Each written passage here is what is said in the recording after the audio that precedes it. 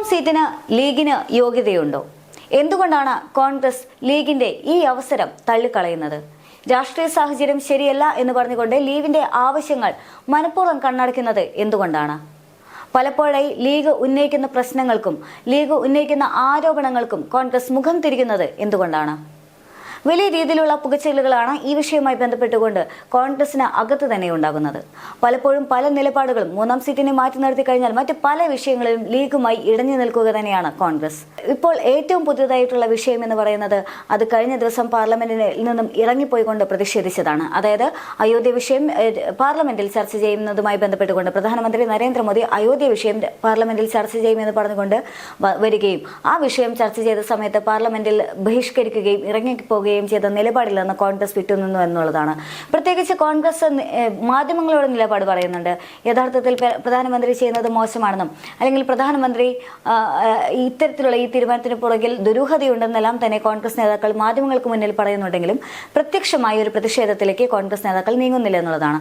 അതായത് ഇതെല്ലാം കാണിച്ചു തരുന്നത് ലീഗിനോട് കോൺഗ്രസിന് അല്പം ചർച്ച ഈയിടെയായിട്ട് വന്നിട്ടുണ്ട് എന്നുള്ളതാണ്. ഗ്യാൻവാബി വിഷയത്തിലും ഇത് തന്നെയായിരുന്നു പ്രശ്നം. ലീഗ് ഒറ്റയ്ക്കാണ് പ്രതിഷേധത്തിന് തയ്യാറായിട്ടുള്ളത് എന്നുള്ളതാണ്.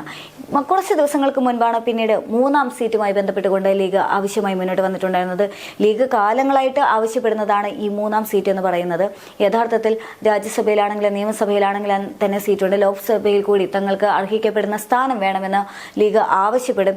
ഇത്തവണ അത് നിർബന്ധമായും ലഭിച്ചേ തീരൂ എന്നെല്ലാം തന്നെ ലീഗ് നേതാവായിട്ടുള്ള കുഞ്ഞാലിക്കുട്ടി പോലും പറഞ്ഞിട്ടുണ്ടായിരുന്നതാണ്. കുഞ്ഞാലിക്കുട്ടി അത്തരമൊരു കർശന നിർബന്ധത്തിൽ തന്നെയായിരുന്നു. പക്ഷേ ആ നിർബന്ധങ്ങളൊന്നും തന്നെ വില പോയില്ല എന്നുള്ളതാണ്. 2 തവണ ഉഭയകക്ഷി യോഗം ചേരുകയും ആ 2 തവണയും ലീഗിന്റെ ആവശ്യങ്ങൾ സ്വീകരിക്കപ്പെടാതെ അല്ലെങ്കിൽ അംഗീകരിക്കപ്പെടാതെ പോവുകയും ചെയ്ത സാഹചര്യമായിരുന്നു. അതിനുശേഷം മൂന്നാമത്തെ ഒരു ഉഭയകക്ഷി യോഗം അല്ലെങ്കിൽ ഇതിനെ ചൊല്ലിക്കൊണ്ട് മറ്റൊരു യോഗത്തിന് ഇനി തയ്യാറല്ല എന്ന് പറഞ്ഞുകൊണ്ടായിരുന്നു UDF കൺവീനർ ആ സമയത്ത് രംഗത്തെത്തിയിട്ടുണ്ടായിരുന്നത്.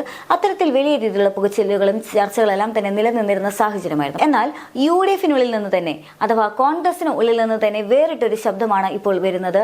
അത് കെ മുരളീധരന്റെയാണ്. അദ്ദേഹം വ്യക്തമായി പറയുന്നുണ്ട്, കൃത്യമായിട്ട് മുസ്ലിം ലീഗിന് മൂന്നാം സീറ്റിനുള്ള അർഹതയുണ്ട്. മുസ്ലിം ലീഗ് സീറ്റ് ചോദിക്കുകയാണെങ്കിൽ അതിനുള്ള ആ സീറ്റ് ചോദിക്കാനുള്ള അർഹത തീർച്ചയായിട്ടും മുസ്ലിം ലീഗിനുണ്ട്. അത് കൊടുക്കാനുള്ള ബാധ്യസ്ഥത കോൺഗ്രസിന് അഥവാ UDFിനും ഉണ്ട് എന്നുള്ളതാണ് അദ്ദേഹം പറഞ്ഞു വെക്കുന്നത്. പക്ഷെ അതേസമയം തന്നെ UDF അത് അംഗീകരിക്കുന്നില്ല, രാഷ്ട്രീയ കാരണങ്ങൾ കൊണ്ടാണ്. പക്ഷേ എല്ലാ സീറ്റുകളും വേണമെന്ന് യാതൊരു കാരണവശാലും ലീഗിന് വാദിക്കാനായിട്ട് സാധിക്കില്ല, അല്ലെങ്കിൽ അത്തരം ഒരു ആവശ്യം ഉന്നയിക്കാൻ സാധിക്കുകയില്ല എന്ന് മുരളീധരൻ പറഞ്ഞു വെക്കുന്നുണ്ട്. അദ്ദേഹത്തിന്റെ വാക്കുകൾ കൃത്യമാണ്. അതായത് എല്ലാ സീറ്റുകളും വേണമെന്ന് ലീഗും പറയുന്നില്ല.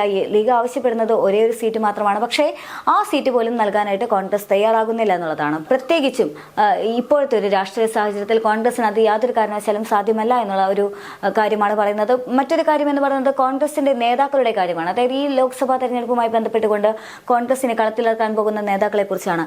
ആ നേതാക്കൾ എന്ന് പറയുന്നത് പഴയ നേതാക്കളെ തന്നെ കളത്തിലിറക്കി കളിക്കാനാണ് കോൺഗ്രസ് ഉദ്ദേശിക്കുന്നത്. അതായത് ഇരുന്ന് തഴക്കം സംഭവിച്ച അല്ലെങ്കിൽ തങ്ങളുടെ കഴിവ് തെളിയിച്ച പക്വതയാർന്ന മുതിർന്ന നേതാക്കളെ തന്നെയാണ് അതത് മണ്ഡലങ്ങളിൽ ഇറക്കാനായിട്ട് കോൺഗ്രസിന്റെ തീരുമാനം എന്ന് പറയുന്നത്. അപ്പോൾ ഈ സാഹചര്യത്തിൽ വീണ്ടും ലീഗിന്റെ ഒരു വിഷയം കൂടി പരിഗണിക്കുകയാണെങ്കിൽ അത് വലിയ രീതിയിലുള്ള ഒരു ചർച്ചയിലേക്കെല്ലാം തന്നെ നീങ്ങാനുള്ള സാധ്യതയുണ്ട്. മാത്രം അത്തരത്തിലുള്ള കാര്യങ്ങളെല്ലാം ഇപ്പോൾ കോൺഗ്രസ് മുന്നോട്ട് വയ്ക്കുന്നത്. ഇനി മറ്റൊരു പോസിബിലിറ്റി അഥവാ മറ്റൊരു സാധ്യത എന്ന് പറയുന്നത് രാഹുൽ ഗാന്ധി വയനാട്ടിൽ മത്സരിക്കില്ല എന്നുള്ള ചില വാദങ്ങളെല്ലാം തന്നെ ഉയർന്നു വരുന്നുണ്ട്. അതേസമയം തന്നെ രാഹുൽ ഗാന്ധി വയനാട്ടിൽ മത്സരിക്കണം എന്നുള്ള ഒരു ആവശ്യവും ഉയർന്നു വരുന്ന സാഹചര്യമാണ്. ഈ സാഹചര്യത്തിൽ രാഹുൽ ഗാന്ധി വയനാട്ടിൽ മത്സരിക്കുന്നില്ലെങ്കിൽ മാത്രം അവിടെ ഒരു പുതിയ ഒരു അല്ലെങ്കിൽ ചെറുപ്പക്കാരെ നിയമിക്കാനുള്ള ഒരു സാധ്യതയാണ് കോൺഗ്രസിന്റെ നീക്കം. അതായത് വ്യക്തമായി പറയുകയാണ്, ലോക്സഭാ തെരഞ്ഞെടുപ്പിൽ കോൺഗ്രസിനെ സംബന്ധിച്ചിടത്തോളം ഇതുവരെ ലിസ്റ്റിൽ പേര് വന്നിട്ടുള്ള ഇതുവരെ കഴിവ് തെളിയിച്ചിട്ടുള്ള മുതിർന്ന നേതാക്കൾ മാത്രമായിരിക്കും മത്സരിക്കുക. അതായത് യുവനിര ഉണ്ടായിരിക്കുകയില്ല എന്നുള്ളതാണ്. ഇനി യുവനിരയ്ക്ക് ആകെ സാധ്യതയുള്ളത് എന്ന് പറയുന്നത് വയനാട്ടിലാണ്. വയനാട്ടിൽ രാഹുൽ ഗാന്ധി മത്സരിക്കുകയാണെങ്കിൽ അവിടെ ഒരു സാധ്യതയുണ്ട് എന്നുള്ളതാണ്. മറ്റ് 2 മണ്ഡലങ്ങൾ കൂടി കോൺഗ്രസ് ഒരു സമാധാനിപ്പിക്കാൻ എന്നാണ് പറഞ്ഞു വെക്കുന്നുമുണ്ട്. മറ്റൊരു ഘടകം എന്ന് പറയുന്നത് അത് ഈ ലീഗുമായി ബന്ധപ്പെട്ടതാണ്. ഇനി വയനാട്ടിൽ ലീഗിന് ഒരു അവസരം ഉണ്ടാകുമെന്നുള്ള ചോദ്യത്തിന് അവിടെയും കോൺഗ്രസ് കൈമലർത്തുന്ന സ്ഥിതിവിശേഷം തന്നെയാണ്. വയനാട്ടിൽ ഇനി ആകെ സാധ്യതയുള്ള ഒരു യുവ നേതാവ് എന്ന് പറയുന്നത് അത് രാഹുൽ മാങ്കൂട്ടത്തിൽ എന്നുള്ളൊരു പേരാണ് ഉയർന്നു കേൾക്കുന്നത്. രാഹുൽ മാങ്കൂട്ടത്തിലാണെങ്കിൽ ഈയിടെ കുറച്ച് വിഷയങ്ങളുമായി ബന്ധപ്പെട്ടുകൊണ്ട്, അതായത് മുഖ്യമന്ത്രിയുടെ നവകേരള സദസ്സ് യാത്രയുമായി ബന്ധപ്പെട്ടുകൊണ്ട്, യൂത്ത് കോൺഗ്രസിന്റെ പ്രതിഷേധവുമായി ബന്ധപ്പെട്ടുകൊണ്ട്, DGP ഓഫീസ് മാർച്ച് നടത്തിയതുമായി ബന്ധപ്പെട്ടുകൊണ്ട് വലിയ തരത്തിലുള്ള പ്രതിഷേധങ്ങളെല്ലാം തന്നെ പങ്കെടുത്ത് അദ്ദേഹത്തിനെതിരെ അറസ്റ്റ് ചെയ്തുകൊണ്ട് അദ്ദേഹത്തിന്റെ ആ അറസ്റ്റുമായി ബന്ധപ്പെട്ടുകൊണ്ട് വലിയ രീതിയിൽ പ്രശസ്തി നേടിയ ഒരു വ്യക്തിയാണ്. അപ്പോൾ രാഹുൽ മാങ്കൂട്ടത്തിൽ എന്ന് പറയുന്നത് ഇപ്പോൾ പ്രത്യേകിച്ചും മാധ്യമങ്ങളിൽ നിറഞ്ഞു നിൽക്കുന്ന ഒരു സാഹചര്യം കൂടിയാണ്. അതുകൊണ്ട് ഒരുപക്ഷെ അദ്ദേഹത്തിന് ഒരു ലോട്ടറി അടിക്കാനുള്ള സാധ്യതയുണ്ട് എന്നുള്ള ഒരു വിലയിരുത്തൽ കൂടി UDFന്റെ മണ്ഡലങ്ങളിൽ നിന്നും വരുന്നുണ്ട് എന്നുള്ളതാണ്. അപ്പോൾ അവിടെയും ഒറ്റപ്പെടുന്നത് അല്ലെങ്കിൽ തഴയപ്പെടുന്നത് എന്ന് പറയുന്നത് ലീഗാണ്.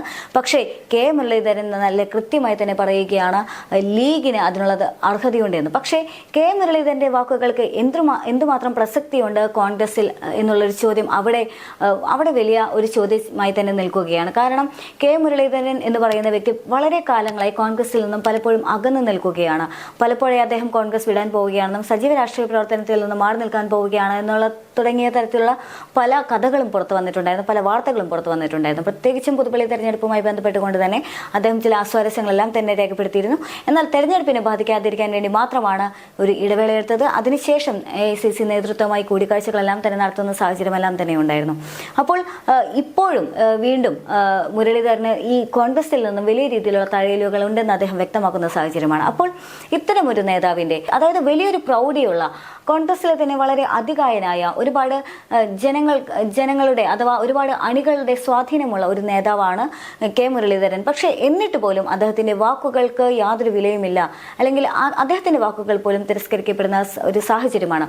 ഈ സാഹചര്യത്തിലാണ് വീണ്ടും ലീഗ് തങ്ങളുടെ ഒരു ആവശ്യമായി രംഗത്ത് വന്നിട്ടുള്ളത്. ആ ആവശ്യം തള്ളിക്കളയുക മാത്രമാണ് ഇപ്പോൾ ചെയ്തിട്ടുള്ളത്. ഇനിയിപ്പോൾ എന്ത് തന്നെയാണെങ്കിലും മറ്റൊരു യോഗത്തിലേക്ക് നീങ്ങുകയില്ല എന്ന് തന്നെയാണ് MM ഹസൻ പറയുന്നത്. ഈ സാഹചര്യത്തിൽ ഇനി ലീഗിന് പ്രതീക്ഷിക്കാമോ അല്ലെങ്കിൽ പ്രതീക്ഷയ്ക്ക് വകയുണ്ടോ എന്നുള്ളൊരു ചോദ്യവും അപ്രസക്തമാണെന്ന് തന്നെ പറയേണ്ടി വരും. കാരണം കഴിഞ്ഞ കുറച്ച് നാളുകളായിട്ട് നേരത്തെ സൂചിപ്പിച്ച പോലെ തന്നെ പാർലമെന്റിന് മുന്നിലുള്ള പ്രതിഷേധമാണെങ്കിലും അതിനുശേഷം പാർലമെന്റിന് മുന്നിലുള്ള 2 പ്രതിഷേധമാണെങ്കിലും അതിനുശേഷം ലീഗ് നേതാക്കൾ ഒരുമിച്ചെടുത്ത തീരുമാനമാണെങ്കിലും, അതായത് പലസ്തീൻ വിഷയവുമായി ബന്ധപ്പെട്ടാണെങ്കിലും മറ്റു പല വിഷയങ്ങളും കോൺഗ്രസിന്റെ ഭാഗത്തു നിന്നും ഇരട്ടത്താപ്പുകൾ ഉണ്ടായിരുന്നു, ഇരട്ട നിലപാടുകൾ ഉണ്ടായിരുന്നു എന്നുള്ളത് ലീഗിനെ അസ്വസ്ഥമാക്കുന്നുണ്ട്. ഈ അസ്വസ്ഥതയ്ക്കിടയിലാണ് ഈ സീറ്റ് ചർച്ച കൂടി വരുന്നത്. ഈ സീറ്റ് ചർച്ചയിലും പ്രത്യേകിച്ച് ഒരു തീരുമാനമെടുക്കാൻ അല്ലെങ്കിൽ ലീഗിന് ആശ്വാസകരമാകുന്ന വാക്കുകളൊന്നും തന്നെ കോൺഗ്രസിന്റെ ഭാഗത്തുനിന്ന് ലഭിക്കുന്നില്ല. ആകെ ഒരു സപ്പോർട്ടുള്ളത് കെ മുരളീധരന് മാത്രമാണ്. എന്നാൽ ആ കെ മുരളീധരൻ എന്ന് പറയുന്ന വ്യക്തി പോലും കോൺഗ്രസിനെ സംബന്ധിച്ചിടത്തോളം തീർത്തും അപ്രസക്തനായി നിൽക്കുന്ന സാഹചര്യമാണ് എന്നുള്ളതാണ്.